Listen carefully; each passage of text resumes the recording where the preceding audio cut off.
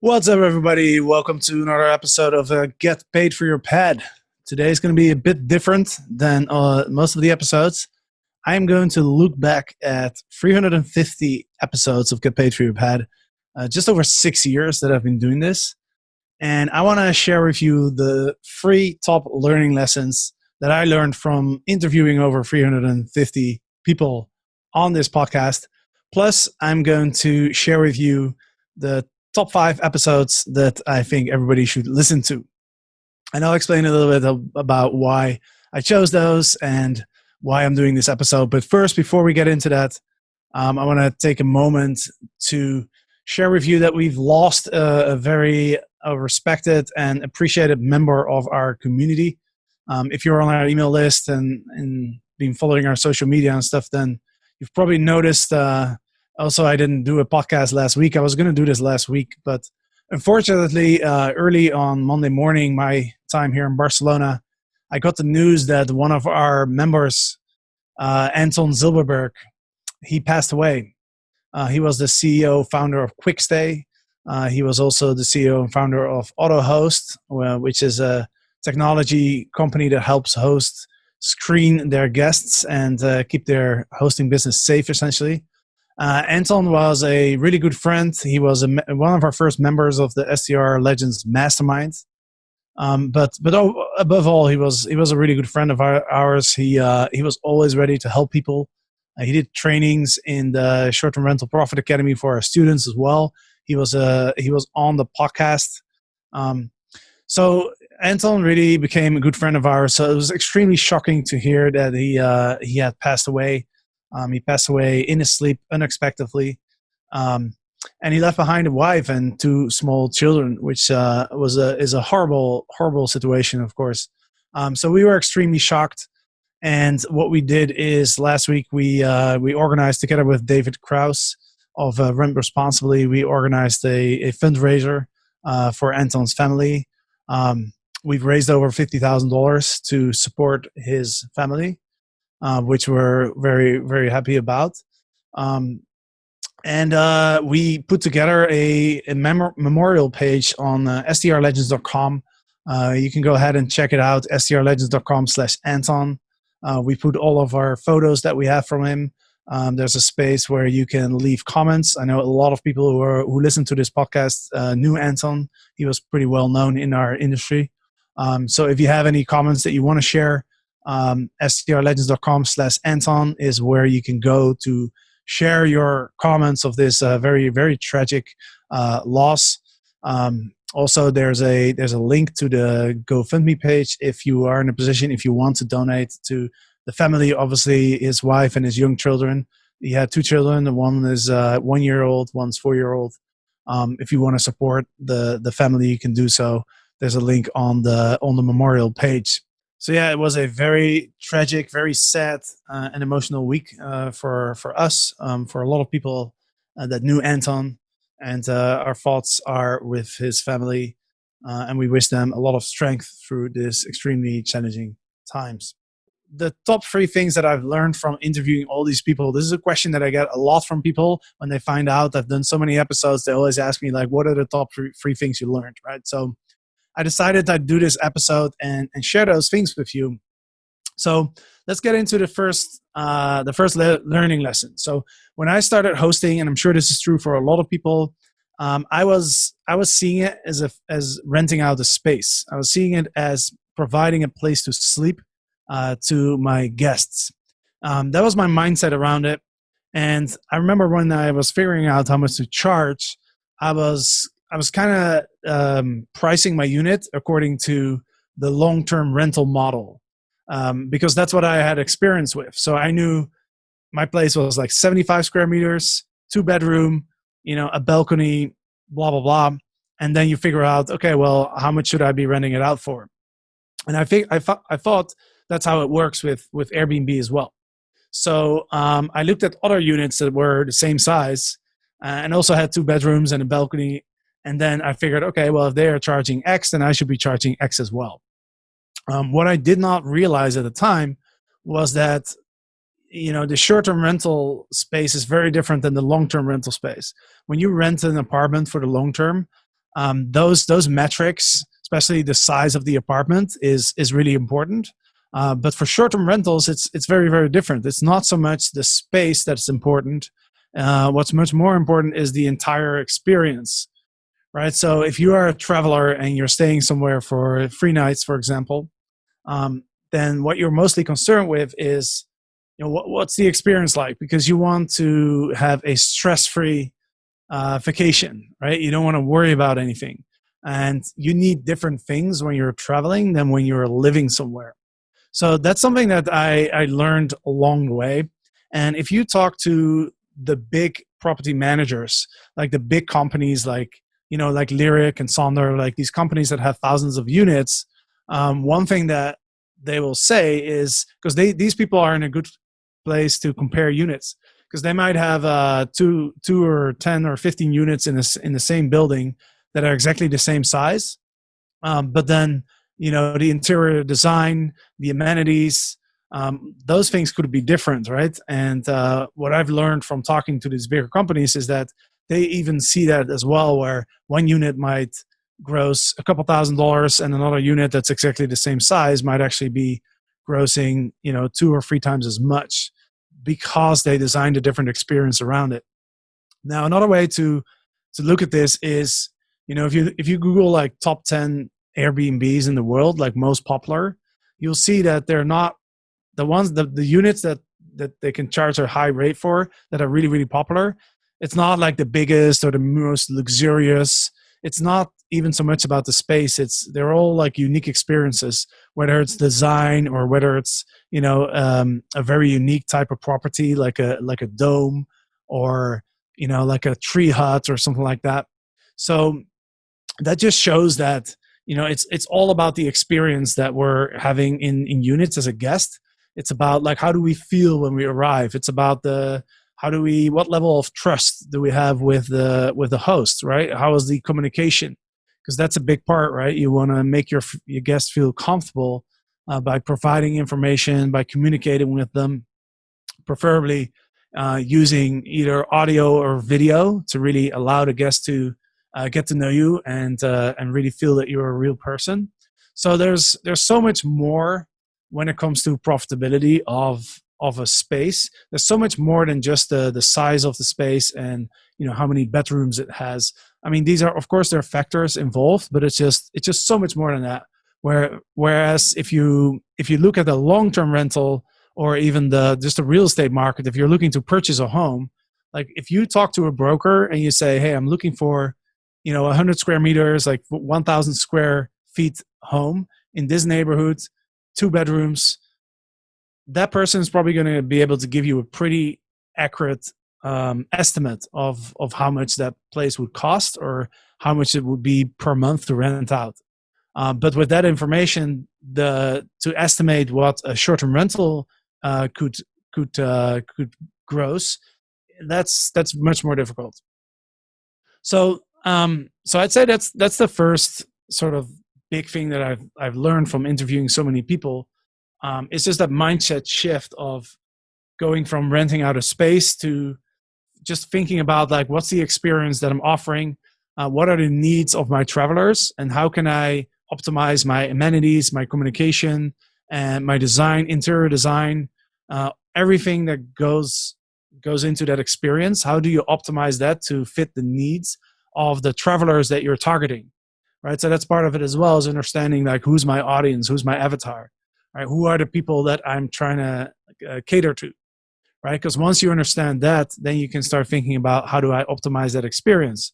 And from what I've seen is that people who really have a clear understanding of who their avatar is and what experience they're looking for, those are the people that typically are able to charge a higher than average price on Airbnb.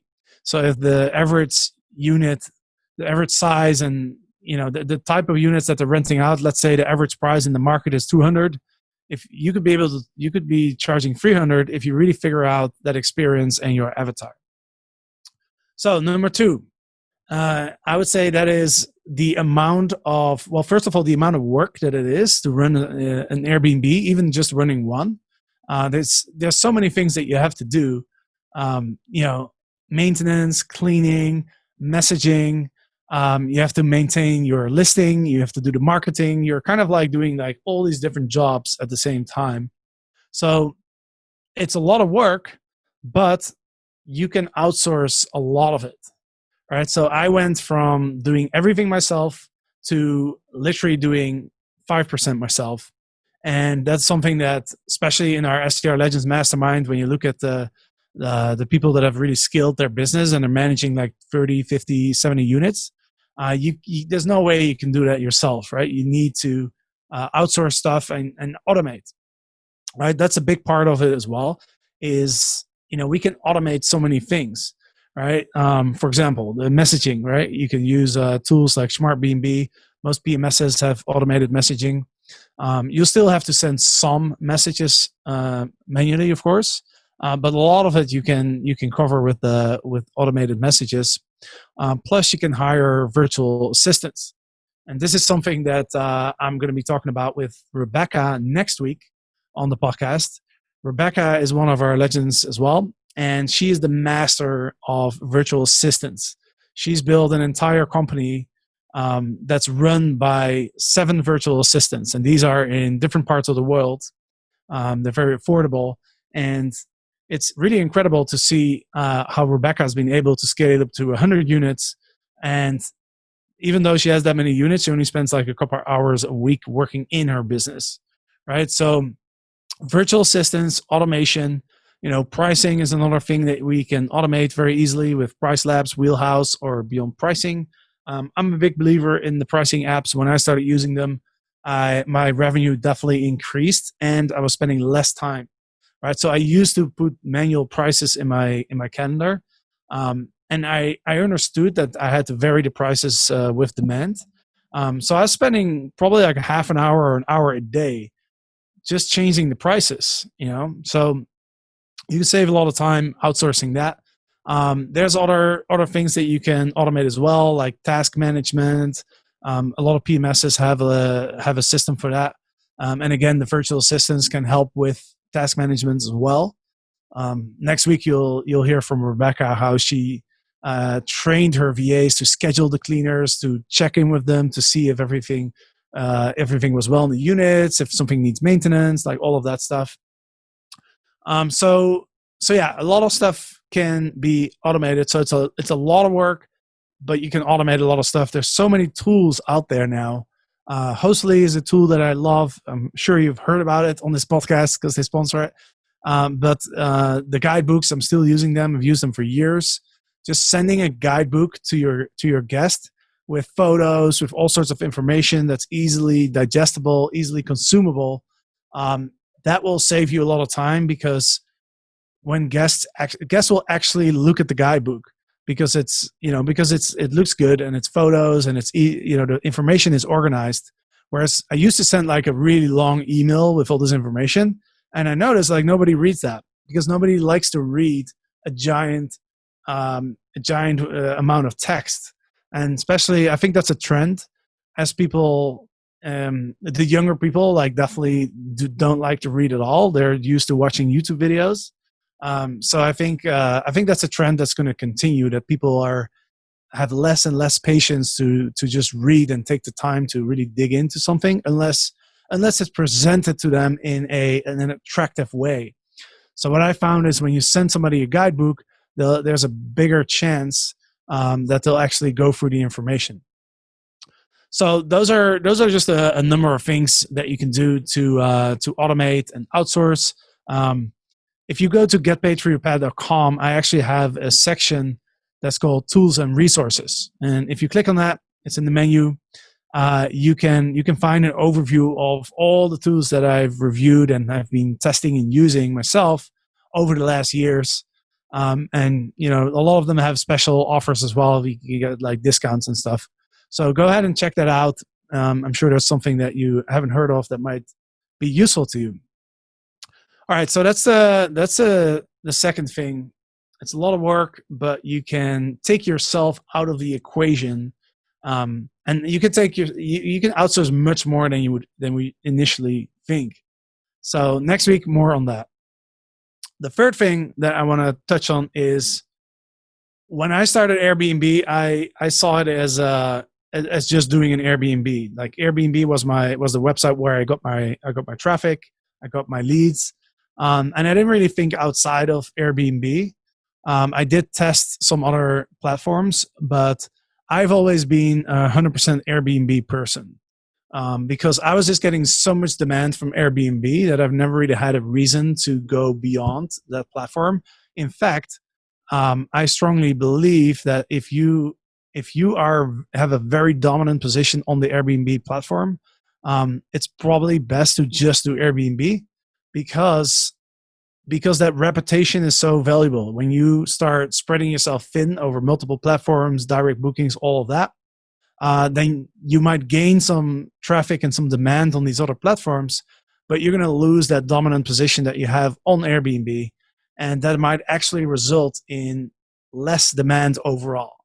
So I know it's a little counterintuitive, because a lot of people think, oh, there's this demand on all these other platforms that we're missing out on, so we need to be everywhere. That's not the case, right? I mean, there are situations in which it's best to be on a lot of platforms, and of course, sort of the big negative aspect on just being on one platform is, of course, you're dependent on that platform, right?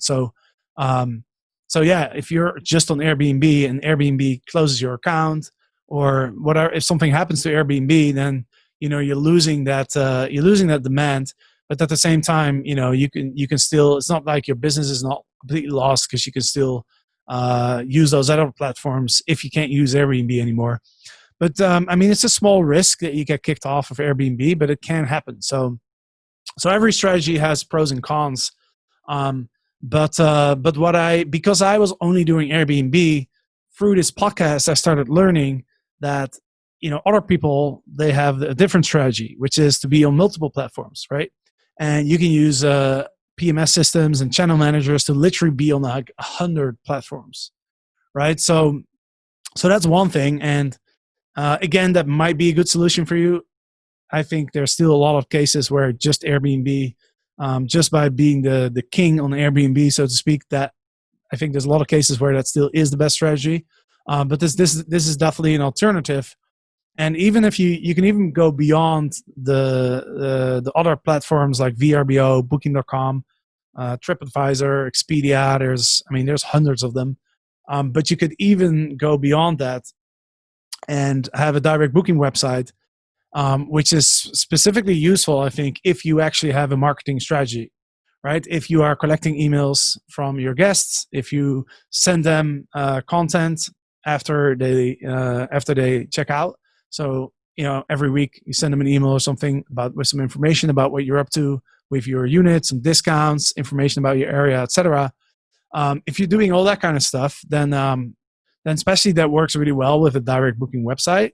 But even if you're just running an Airbnb, you can put up an Instagram page. You can go on Facebook. There's a lot of platforms where you can do your marketing, additional marketing. And that's something that I never realized when I started doing Airbnb. I never thought of using other marketing channels than Airbnb, right? Now, I have seen a lot of people who are successfully using a social media platform to grow their bookings, right? To get more demand, to get more repeat business as well. But it's quite a bit of work though to set it up. But once you have it in place, it definitely can be a great lead generator. But what I would recommend anybody who wants to get into channels outside of the main platforms is think about your avatar and think about where is your avatar? Where do they hang out? If you are catering to younger people, all right, or millennials, then Instagram can be a very powerful place to be because that's where they are. If you're marketing to business travelers, for example, then you might want to do something on LinkedIn, right? If you are, what else is there? Twitter. I'm not sure exactly what avatar is on Twitter or Pinterest. What I heard is Pinterest is mostly females. But there's all these different places. There's Facebook, of course. But what I've seen, the people that are successful at this, they, number one, they understand where their avatar is. And number two, they really specialize in one platform. So they don't try to be everywhere. So they don't start their Instagram and Facebook and LinkedIn and this and that. They just say, okay, my avatar is on Instagram. I am going to specialize in Instagram, and I'm only going to do Instagram. Because when you get into this stuff, email marketing, social media marketing, all that stuff, it gets very overwhelming quickly. And it's really hard. It's not easy. It's really hard to figure out, like, what's the content that I'm going to put out, the photos, the text. Because if you don't have a strategy, if you don't have a plan behind it, then you're probably just going to waste your time. So if this is something that you want to get into, pick a platform and really start educating yourself on, how do I use that platform to get traction. Instagram, for example, what do I need to do in order to grow a following, right? There's things like hashtags. There's things like, what are you going to post, right? What are people interested in? And Instagram is mostly visuals, right? So, but you can do stories, you can do Instagram TV. But there's a system. All of these places have their own engines, the search engines, and just like Airbnb, right? You need to find out, like, how does this work? How, for example, on Airbnb, how do I get Airbnb to show my listing to its users? It's the same game that you're playing on Facebook or Instagram, where it's like, how do I make Instagram show my content to my followers and not somebody else's? Because you're always competing for attention, right? So you kind of need to understand how it works. How does the algorithms work, right? So for example, on Instagram, you need to be very consistent. And this is actually true for most of these, most platforms, is you need to consistently put out content, right? So whether that's once a day or twice a day, same with the stories. You need to do it consistently for quite a while in order to really get some traction. So another thing that I would recommend to people who want to start doing this is, figure out how you can consistently do it without having to spend too much brain power and too much time. Because if you can spend like 10 minutes a day and consistently put out a couple posts and a couple stories on Instagram, for example, if you can find a way for you to do that without creating too much friction for yourself, where every day, for example, you have to come up with something new, if you create a system around it where you just plug into your little system every day, you already know for the next couple of weeks, you already know exactly what you're going to be posting. Then it becomes a lot easier, because then you can consistently do it without having to think too much about it. And this is true for any platform, right? Wherever you are, same with the email marketing. If every week you have to come up with something to write, there's going to be a moment where you're going to get burned out. Versus if you devise a plan where you say, okay, every week I'm going to write about XYZ. This is where I'm going to find the information. If you have a plan like that, then again, you can just plug into your plan, and there's a much better chance that you will keep doing it. Because that's really the key to all of this, is consistency. Even this podcast that you're listening to right now, the reason why I've built up a following over time is not because I was such a great podcaster, not because of me, really. It's just because I've been consistently just doing it. Every week, I just do a podcast, right? And just with that consistently over time just builds an audience. So that's kind of true for everything you do, I guess. So those are really the three biggest lessons that I've learned. So to summarize, number one is, don't think of your space as just a place to sleep, as a space. Think about it as an experience. How do you optimize that experience to the needs of your avatar, of your the perfect guests that you can have? Number two, it's a lot of work, but you can really, really free up a lot of time if you use technology, if you're using the tools, and especially if you hire a virtual assistant to take tasks off your plate. And again, next week, we'll talk to Rebecca, and she's going to explain exactly how to hire and train a virtual assistant. And number three is just the amount of ways that it's possible to drive more bookings outside of just Airbnb. But also how difficult it is, especially when it comes to creating your own marketing plan, how difficult it is to actually get results from that if you don't have a plan, right? So those are the biggest three things I've learned in the last 6 years. I want to finish off this episode by recommending some podcast episodes that I've done in the past, because over the last couple of years I've gotten a lot of new listeners, and I get this question a lot where people will send me an email and they say, "Hey, I just found your podcast. You have 350 episodes. I am not going to listen to every single one, but I want to listen to the ones that are going to help me the most, or the ones that are most interesting," right? So I have looked at all of my podcast episodes, and I've looked at several things. Number one, I've looked at the amount of downloads. So how popular are they? Number two, I've also looked at, which episodes do I think are really interesting, and then I've tried to create a combination of 5 episodes that kind of cover different topics, but are also interesting for different reasons. So there we go. The top 5. Episode number 263. I talk about how to use social media to market your Airbnb. And it's interesting, because I just talked about social media a lot. And I think the reason why this is one of the most popular episodes, this was the number 1 most downloaded episodes of all my episodes, actually. I think the reason is exactly what I said before, is like everybody understands that social media is a place where you can market your listing, but very few people know what to do with it, right? So if you're listening to this, you're good chance that you're thinking this too. You're aware of the opportunities, but you simply don't really know how to use social media. So episode number 263 will be useful to listen to if you're interested in that. Number 260, how to rank higher and drive more bookings.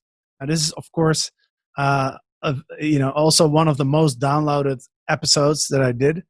It's with Kelvin from RankBreeze, which is a company that helps people optimize their listings to get more views on Airbnb. It's like Airbnb SEO.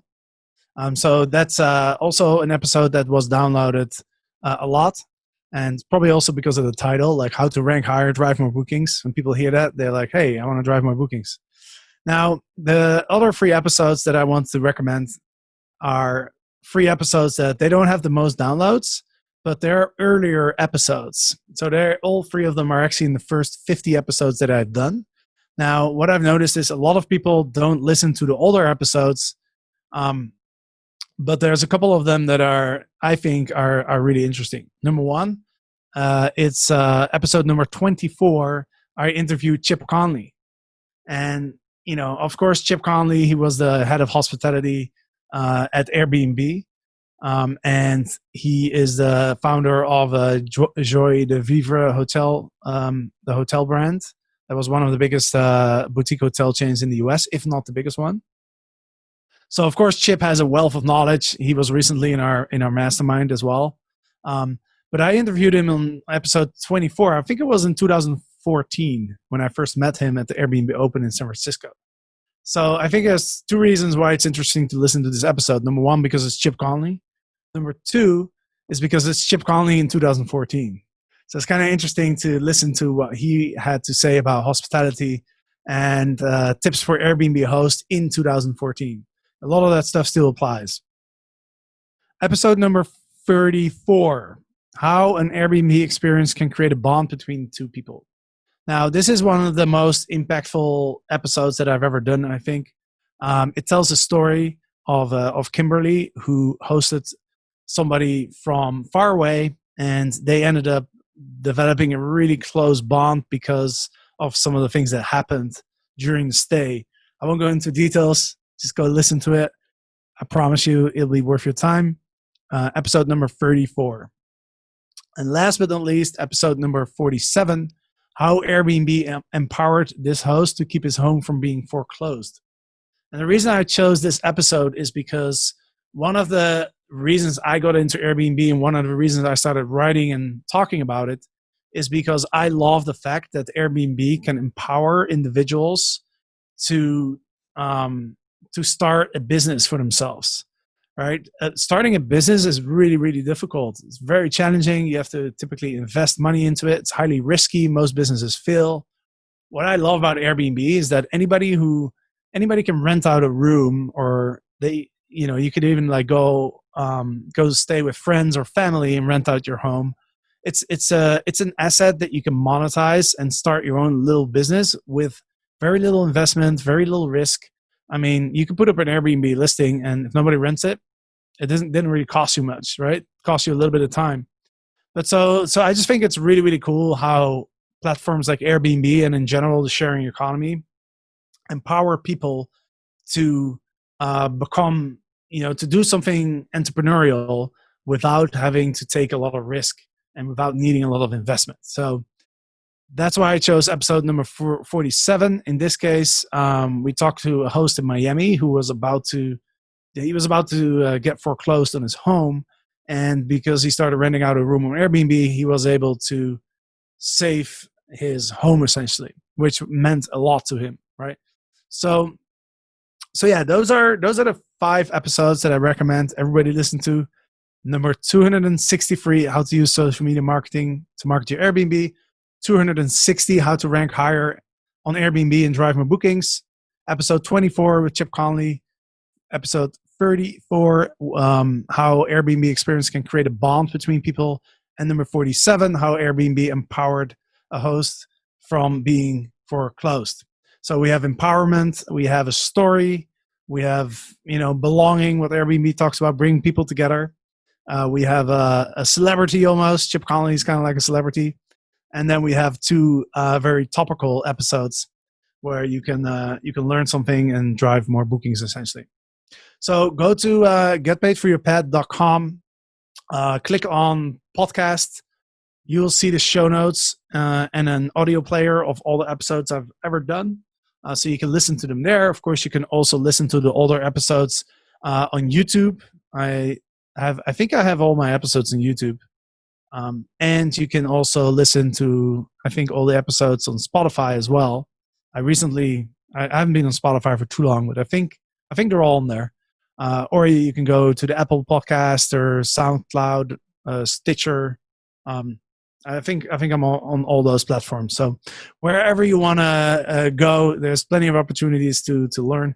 I highly recommend watching the YouTube videos, because I've started listening to all my podcasts, to the podcasts that I listen to. I watch them essentially. I watch them on YouTube because I think it's more fun to be able to actually see the host. Right, Joe Rogan is a podcast I listen to a lot, and it's just more fun when you can actually see the person than just to listen to the audio. But if you're watching the YouTube video, you can still listen to it as well, right? Oftentimes, what I do is I put it up while I'm cooking or something, and then I'll watch, but then I don't have to watch the whole time. But every now and then, it's kind of cool to look. All right, guys. Well, thank you so much for listening. This is a bit of a different podcast episode. Hope you enjoyed it. Next week, I'm back with Rebecca, and we're going to be talking about virtual assistants. So thanks everybody for listening. And again, if you want to know more about our good friend Anton, who unfortunately passed away, go to strlegends.com/Anton. Check out take a look at the photos. If you want to learn more about him, we did a little write-up as well about him and his life and what an incredible person he was. You can donate some money to his family if you feel that's something that you want to do, and you can leave comments there as well. So with that, thank you for listening, and until next week.